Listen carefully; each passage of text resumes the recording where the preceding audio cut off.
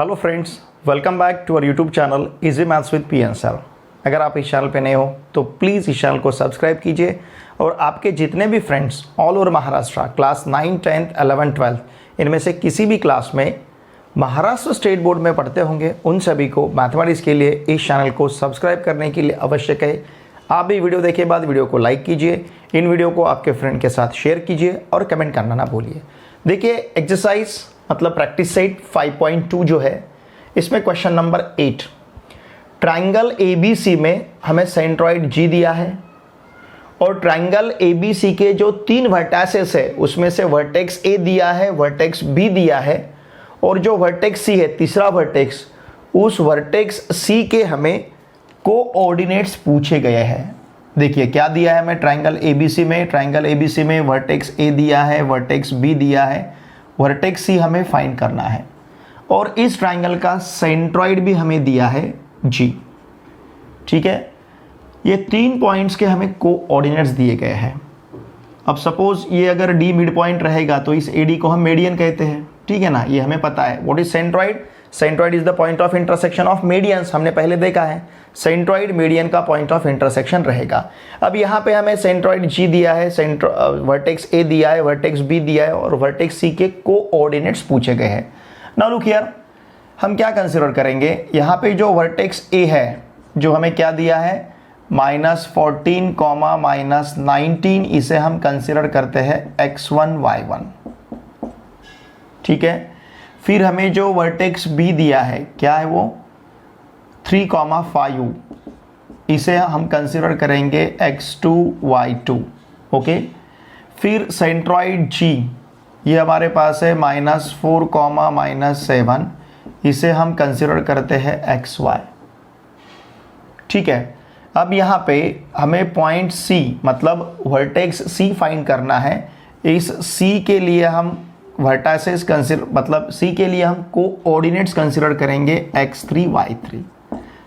ये जो 3 वर्टासेस है ABC, इसमें से हमें वर्टेक्स A, वर्टेक्स B पता है, वर्टेक्स C फाइंड करना है। ठीक है, now look here, since G is centroid of triangle ABC, G triangle ABC का सेंट्रॉइड है, therefore look here, therefore by centroid formula क्या है हमारे पास centroid formula? Centroid formula is x equals to x1 plus x2 plus x3 upon 3, y equals to y1 plus y2 plus y3 upon 3। अब यहाँ पे सिर्फ हमें वैल्यू सब्स्टिट्यूट करनी है। देयरफॉर x की वैल्यू हमें पता है। ओके, कितना है देखिए x है -4 इक्वल्स टू x1 की वैल्यू पता है कितनी है -14। ओके, x2 की वैल्यू पता है कितनी है 3 और x3 हमें फाइंड करना है and this whole term divided by 3। ठीक है, फिर y की वैल्यू हमें पता है -7, y इज -7, y1 का वैल्यू पता है -19 प्लस y2 का वैल्यू 5 है, y3 फाइंड करना है अपॉन 3। बहुत ही सिंपल है, ठीक है ना। देखिए हम इस प्रकार के कोऑर्डिनेट्स कंसीडर करते हैं तो ये हमें आगे सॉल्व करने के लिए बहुत इजी रहेगा। नाउ देयरफॉर अगर 3 हम ट्रांसफ़र करेंगे तो क्या मिलेगा -4 × 3 equals to -14 plus 3 -11, -11 plus x3 -7 × 3 मिलेगा। ये अगर 3 हमने ट्रांसफ़र किया तो -19 plus 5 -14 plus y3। Okay, therefore ध्यान दीजिए -4 × 3 -12, -12 equals to -11 plus x3, -7 × 3 -21 equals to -14 plus y3। ठीक है, यहाँ पे हमें x3 और y3 का वैल्यू फाइंड करना है। ठीक है, यहाँ हम x3 और y3 का वैल्यू फाइंड करेंगे। अब देखिए लेफ्ट हैंड साइड में जो -13 है, यहाँ पे -12 है, तो -11 को हम ट्रांसफ़र करेंगे लेफ्ट हैंड साइड में। देयरफॉर क्या मिलेगा, -12 + 11 इक्वल्स टू x3। ध्यान दीजिए -14 को हम लेफ्ट हैंड साइड में ट्रांसफ़र करेंगे तो ये मिलेगा -21 + 14 equals to y3। Okay, now therefore x3 equals to -12 + 11, ठीक है ना। देखिए -12 + 11 -1 equals to x3, -21 + 14 it will be -7 equals to y3। समझ रहे ना, -12 + 11 -1, -21 + 14 -7। नाउ देयरफॉर हमें x3 का वैल्यू -1 मिला है और y3 इक्वल्स टू -7 है। हमने यहाँ पे जो वर्टेक्स C है, इस वर्टेक्स C को कंसिडर किया था x3 y3। वर्टेक्स C के कोऑर्डिनेट्स हमारे पास x3 y3 हमने कंसिडर किए थे। तो ये C जो है, C हमें किस प्रकार से मिलेगा, फिर C का x कोऑर्डिनेट -1 रहेगा और y कोऑर्डिनेट -7 रहेगा। देखिए क्या पूछा है हमें, find the coordinates of C। Therefore हम क्या कहेंगे, द कोऑर्डिनेट्स, ध्यान दीजिए, the coordinates of point C are, point C के कोऑर्डिनेट्स क्या रहेंगे, -1, -7। ठीक है, बहुत ही सिंपल है। यहाँ पे हमने क्या यूज़ किया है, सेंट्रॉइड फॉर्मूला। ठीक है, इसी तरह से हम नेक्स्ट क्वेश्चन सॉल्व करेंगे। क्वेश्चन नंबर 9 में ट्राइंगल ABC के हमें वर्टाइसेस दिए हैं और सेंट्रॉइड G भी दिया है, लेकिन उन वर्टाइसेस में H और K ऐसे अननोन हमें दिए हैं। उन अननोन का वैल्यू यहाँ पे फाइंड करना है। देखिए A H, -6, B 2, 3, C -6, K। यहाँ पे पॉइंट A का x कोऑर्डिनेट H है और यहाँ पे पॉइंट C का या फिर वर्टेक्स C का y कोऑर्डिनेट K है। ये अननोन है, इनकी वैल्यू हमें पता नहीं है, तो इनकी वैल्यू हमें फाइंड करनी है। साथ में हमें सेंट्रॉइड G 1,5 भी दिया है। ठीक है, ऐसा है तो हमें H और K का यहाँ पे वैल्यू फाइंड करना है। देखिए हम क्या कंसिडर करेंगे अब, लुक हियर, यहाँ पे जो पॉइंट A दिया है हमें H, -6, चलो इसे हम कंसिडर करते हैं x1 y1। ठीक है, इसका मतलब x1 का वैल्यू H रहेगा, y1 का वैल्यू -6। फिर जो हमें पॉइंट B दिया है 2, 3, इसे हम कंसिडर करते हैं x2 y2। ओके, और जो वर्टेक्स C दिया है -6, K, इसे हम कंसिडर करेंगे x3 y3। ठीक है, और सेंट्रॉइड G जो है 1,5, इसे कंसिडर करेंगे हम x, y। ठीक है, नाउ सिंस G क्या है, G is centroid of triangle ABC। G triangle ABC का सेंट्रॉइड है, तो यहाँ पे हम यूज़ कर सकते हैं centroid formula. Therefore by centroid formula, बहुत ही सिंपल है सेंट्रॉइड फॉर्मूला। सेंट्रॉइड का जो x कोऑर्डिनेट है इक्वल टू हम लेते हैं x1 + x2 + x3 and this whole term divided by 3। हमेशा देखिए G आपको xy ही लेना है और vertices ABC x1 y1 x2 y2 x3 y3 इस प्रकार से लेने हैं। Okay, now y equals to y1 + y2 + y3/3।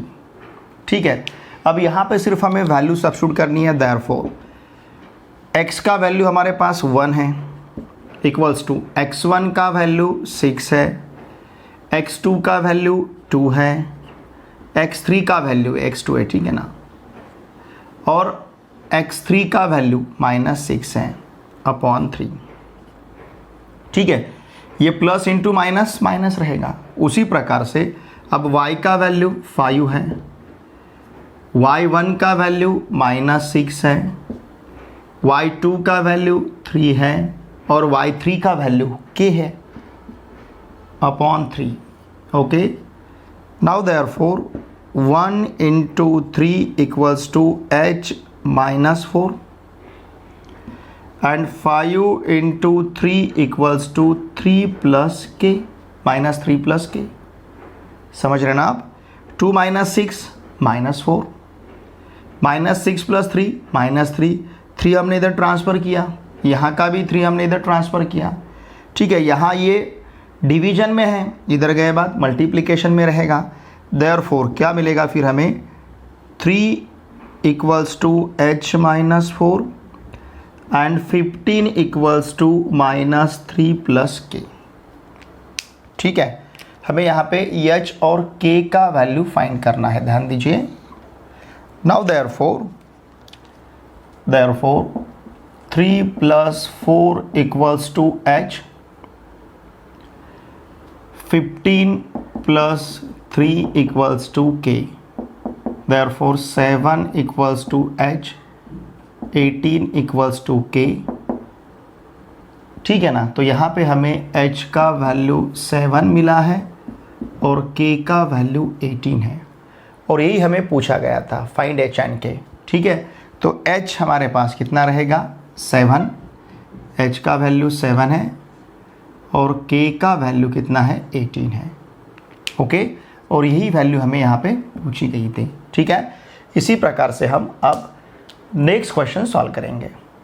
Exercise 5.2 का मतलब प्रैक्टिस सेट 5.2 का क्वेश्चन नंबर 10 जो है, थोड़ा सा इसका सोल्यूशन लेन दिए, ध्यान दीजिए इधर क्या दिया है. Find the coordinates of the points of trisection. ये वर्ड आपके लिए नया है, trisection of the line segment AB with A 2,7 and B -4, -8. ठीक है, चलिए पहले इसे हम सिचुएशन को देख लेते हैं, क्या है, किस प्रकार का सिचुएशन हमें दिया है. सपोज हमारे पास सेगमेंट AB है. ठीक है, ये सेगमेंट AB, पॉइंट A है हमारे पास दिया हुआ 2,7 और पॉइंट B जो है -4, -8. इस प्रकार के A और B पॉइंट्स हमें दिए हैं और सेगमेंट AB है. हमें क्या करना है? उन पॉइंट्स के कोऑर्डिनेट्स फाइंड करने हैं जो पॉइंट्स इस सेगमेंट AB को ट्राइसेक्ट करते हैं. ट्राइसेक्ट करना, इसका मतलब ट्राई का मीनिंग 3. यहाँ का जो ट्राई है, एक्चुअली ये ट्राई मीन्स क्या? 3. Section means parts, equal parts. यहाँ पे इक्वल पार्ट्स ऐसा कंसिडर करेंगे हम, इक्वल पार्ट्स, 3 इक्वल पार्ट्स. ठीक है ना? 3 समान पार्ट रहेंगे, एक सरीके पार्ट रहेंगे. तो देखिए जो पॉइंट्स हमें फाइंड करने हैं, सपोज उन पॉइंट्स को हम इस प्रकार से कंसिडर करते हैं. क्या है? सपोज यहाँ पे हमने पॉइंट P और पॉइंट Q लिया है. अब देखिए इस सेगमेंट के 3 इक्वल पार्ट्स रहेंगे. एक पार्ट AP, दूसरा PQ, तीसरा QB. और ये तीनों भी पार्ट्स इक्वल है, पार्ट 1, पार्ट 2 और पार्ट 3. समझ रहे हैं आप? इसे कहेंगे हम trisection. 3 equal parts, 3 equal parts में डिवाइड करते हैं. ये पॉइंट PQ क्या करेंगे? इस सेगमेंट को 3 इक्वल पार्ट्स में डिवाइड करेंगे, AP, PQ और QB. ठीक है, लुक हियर, यहाँ पे जो पॉइंट A हमें दिया है, इस पॉइंट A 2,7 को हम कंसिडर करते हैं सपोज x1 y1. ओके, यहाँ पे जो पॉइंट B है, जो हमें -4, -8 दिया है, इसे हम कंसिडर करेंगे x2 y2. और हम क्या कंसिडर करेंगे? देखिए लेट P, सपोज इसे हम x3 y3 कंसिडर करेंगे एंड Q, इसे लेते हैं हम x4 y4. ये जो 2 पॉइंट्स है, ये क्या करेंगे? B ट्राइसेक्ट, या फिर B the points of trisection, B the points of trisection,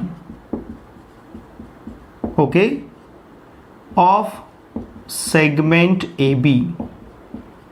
ठीक है, सेगमेंट ए बी जो है, इस सेगमेंट ए बी के ट्राइसेक्शन जो पॉइंट्स है उनको हमने P और Q कंसिडर किया है। अब हमें क्या करना है, पॉइंट P के कोऑर्डिनेट्स मतलब x3 y3 और पॉइंट Q के कोऑर्डिनेट्स मतलब x4 y4 कंसिडर करना है। देखिए अगर ये इस प्रकार से ये पॉइंट अगर ट्राइसेक्ट करते हैं तो इसका मतलब AP equals to PQ equals to QB रहेगा। ठीक है ना, AP equals to PQ equals to QB।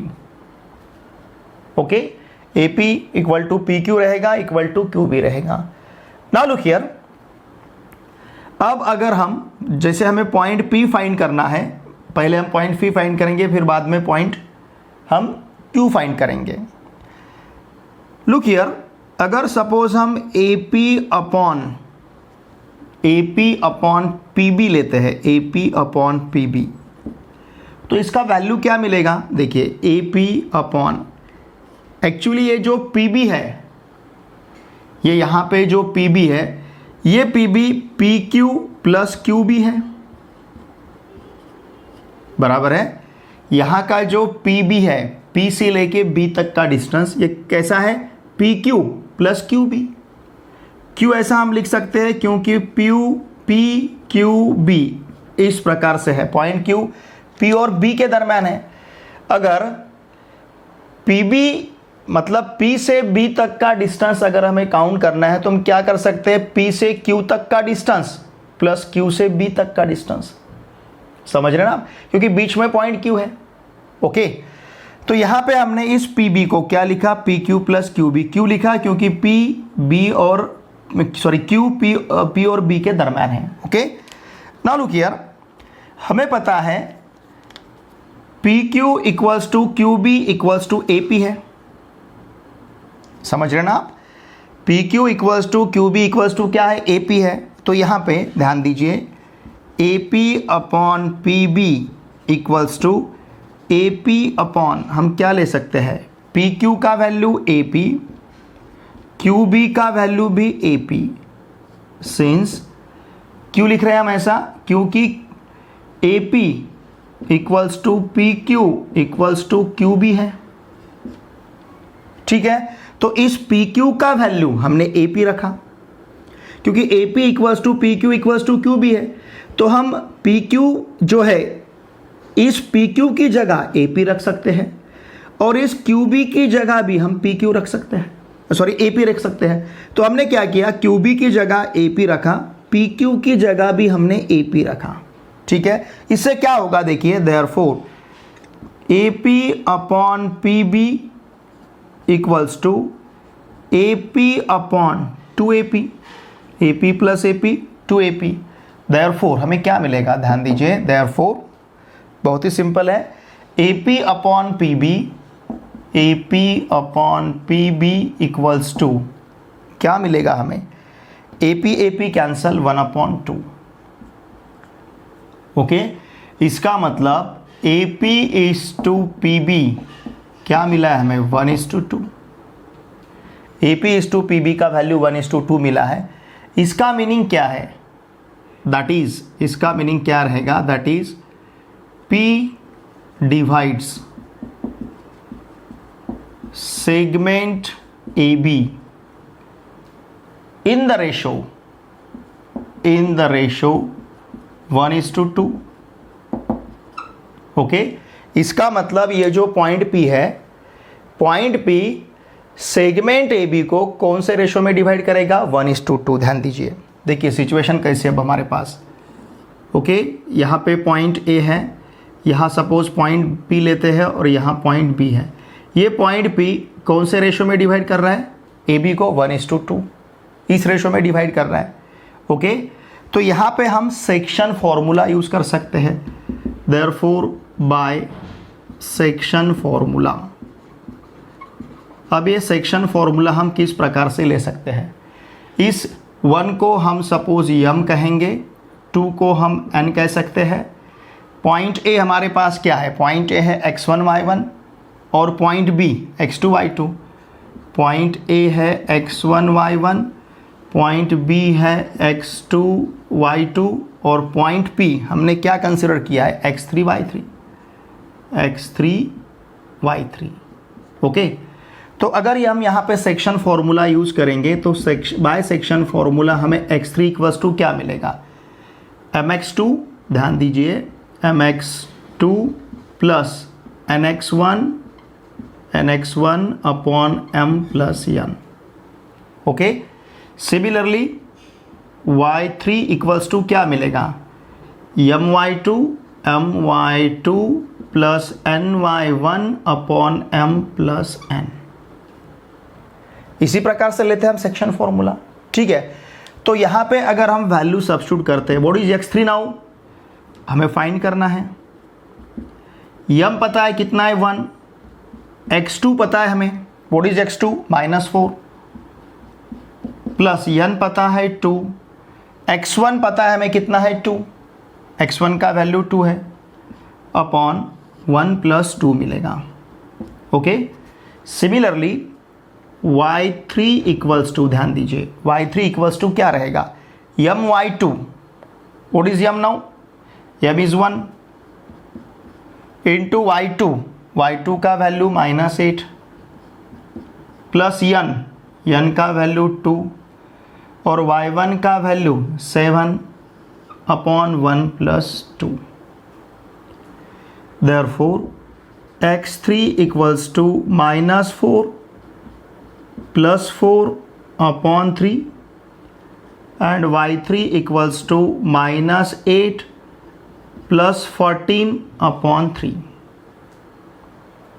Okay, अब देखिए -4 plus 4 it will be 0, therefore ध्यान दीजिए, देयरफॉर x3 इक्वल्स टू, यहाँ पे लिखता हूँ मैं, देखिए इसे हमें सेपरेट करना है। ठीक है ना, एक पार्ट है, अब मैं इसे यहाँ पे लिखता हूँ। ठीक है, जगह हमारे पास कम है। देयरफॉर x3 इक्वल्स टू क्या मिलेगा, x3 equals to 0 upon 3 and y3 equals to -8 plus 14 6 upon 3। Therefore x3 का वैल्यू 0 और y3 का वैल्यू 2। ठीक है, x3 0 है और y3 2 है। ओके, अब देखिए x3 और y3 हमने क्या लिए थे, पॉइंट P के कोऑर्डिनेट्स। तो P जो हमने x3 y3 लिया है वो हमें यहाँ पे क्या मिला है 0,2। ओके, तो इस पॉइंट के जो पॉइंट ट्राइसेड करता है उसमें से एक पॉइंट के कोऑर्डिनेट्स हमें मिले हैं 0,2। अब इसी प्रकार से हमें पॉइंट Q के कोऑर्डिनेट्स फाइंड करने हैं, किसके, पॉइंट Q के। ठीक है, सिचुएशन देखिए, जिस प्रकार से हमने पॉइंट P यहाँ पे कंसिडर किया है उसी प्रकार से अब हमें पॉइंट Q कंसिडर करना है। हमने क्या लिया था, AP अपॉन PB। ठीक है ना, हमने क्या लिया है, AP अपॉन PB। अब हम क्या लेते हैं, अब हमें लेना है, ध्यान दीजिए, अब हमें लेना है AQ अपॉन QB। ठीक है ना, क्या लेना है हमें, AQ अपॉन QB। अब हमें पॉइंट Q के कोऑर्डिनेट्स फाइंड करना है। ठीक है, देखिए इसे अभी तक जो हमने लिखा था उसका आपने स्क्रीनशॉट लिया होगा, अब उसके आगे हम कंटिन्यू करेंगे इसके नीचे। ठीक है ना, यहाँ तक जो हमने लिखा था उसके बाद का पार्ट अब हम सॉल्व करने जा रहे हैं। ओके, अब यहाँ पे जिस तरह से हमने पहले कंसिडर किया था AP अपॉन PB, अब यहाँ पे हम AQ अपॉन QB कंसिडर करेंगे क्योंकि हमें पॉइंट Q के कोऑर्डिनेट्स फाइंड करने हैं। हम क्या लेते हैं अब, AQ upon QB। Okay, now this is equals to, what is AQ, AQ रहेगा AP plus PQ upon QB। और ये हमने क्यों लिखा, क्योंकि पॉइंट P A और Q के दरम्यान है। हमने AQ अपॉन QB लिया और AQ को हमने क्या लिखा, AP plus PQ। Now therefore AQ upon QB equals to, what is AP now, AP का वैल्यू QB है, PQ का वैल्यू भी QB है, तो इस AP को हम QB लिखते हैं, PQ को भी हम QB लिखते हैं अपॉन QB। सिंस हम क्या कहेंगे, AP equals to PQ equals to QB। ठीक है। Now therefore AQ upon QB equals to QB plus QB, ये रहेगा 2QB, 2QB upon QB। And therefore ध्यान दीजिए, therefore AQ upon QB, AQ upon QB equals to क्या मिलेगा, 2/1, 2/1। इसका मतलब AQ is to QB equals to 2:1 है। अब हमें पॉइंट Q के कोऑर्डिनेट्स फाइंड करने हैं। दैट इज, इसका मीनिंग क्या रहेगा, that is Q divides segment AB in the ratio, which ratio, 2:1। Situation देखिए क्या है, पॉइंट जो है ध्यान दीजिए, look here, point Q segment AB को डिवाइड कर रहा है, ये सेगमेंट AB इसको पॉइंट Q डिवाइड कर रहा है, कौन से रेशो में, 2:1। पॉइंट A हमारे पास क्या है, x1 y1, पॉइंट A हमने x1 y1 लिया है, पॉइंट Q है x4 y4 और पॉइंट B है x2 y2, point B is x2 y2। ठीक है, इस प्रकार के हमारे पास 3 पॉइंट्स है और ये पॉइंट Q इन्हें डिवाइड कर रहा है। देयरफॉर हम क्या कहेंगे, therefore by section formula. Okay, देखिए सेक्शन फॉर्मूला क्या रहेगा, फिर आप किस प्रकार से लेते हैं हम, x4 इक्वल्स टू, सपोज इसे हमने m और इसे हमने n कहा, तो क्या मिलेगा, mx2 plus nx1 upon m plus n, comma y4 equals to my2 plus ny1 upon m plus n। ठीक है, देखिए अब यहाँ पे सिर्फ हमें वैल्यू सब्स्टिट्यूट करने हैं। देयरफॉर x4 इक्वल्स टू, ध्यान दीजिए x4 इक्वल्स टू, m कितना है 2, ओके, x2 कितना है -8, n कितना है 1, x1 कितना है 2 upon 2 plus 1। Now y4 equals to my2, m कितना है 2 इंटू y2 कितना है, ठीक है, सॉरी x2 हमारे पास -4 है, x2 का वैल्यू -4 और x1 का वैल्यू 2। उसी प्रकार से अब y2 का वैल्यू -8 और y1 का value 7 and this whole term divided by 2 plus 1। ठीक है, हमने यहाँ पे x1 y1 x2 y2 के वैल्यू सब्स्टिट्यूट किए। देयरफॉर ध्यान दीजिए x4 इक्वल्स टू क्या मिलेगा, 2 into -4 -8 plus 2 upon 3 and y4 equals to 2 into -8 -16 plus 7 upon 3, -8 plus 2 upon 3, it will be x4 equals to क्या रहेगा, -6 upon 3 and y4 equals to -9 upon 3, -8 plus 2 -6 -16 plus 7 -9। Therefore x4 equals to -2 and y4 equals to -3। तो जो point हमने x4 y4 consider किया था, q x4 y4, तो इसके value क्या रहेंगे, -2 -3।